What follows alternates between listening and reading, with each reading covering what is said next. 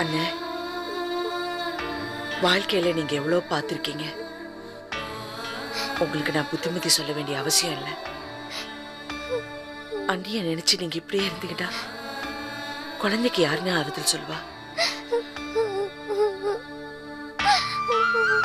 அல்லாதம்மா.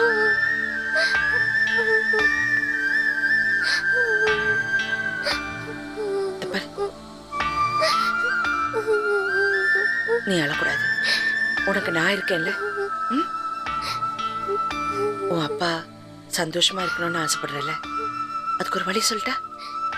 உனக்கு பரீட்சை வருது இல்ல, அதுல நீ படிச்சு நல்ல மார்க்ஸ் வாங்கிட்டேன்னா உன் அப்பா சந்தோஷப்படுவார்ல. நீ நல்ல மார்க்ஸ் வாங்குவியா? சரி, போய் படி போ.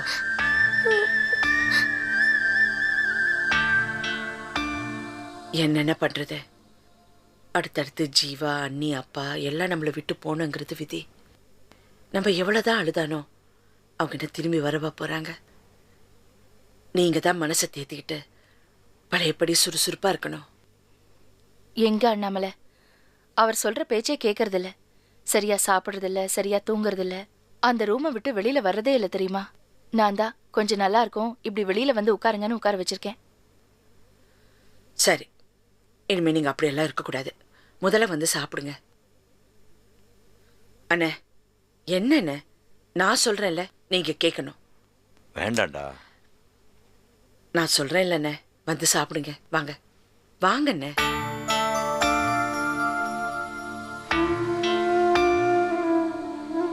சொன்னா கேளுடா, எனக்கு பசி இல்லை. குடிக்க ஏதாவது கொடு போதும். அதெல்லாம் ஒண்ணும் வேண்டாம், நீங்க சாப்பிடுங்க. உட்காருங்க, சாப்பாடு எடுத்து வைமா. எவ்வளவோ கெஞ்சி பார்த்தேன், சாப்பிடவே மாட்டேன்ட்டாரு. போடுமா.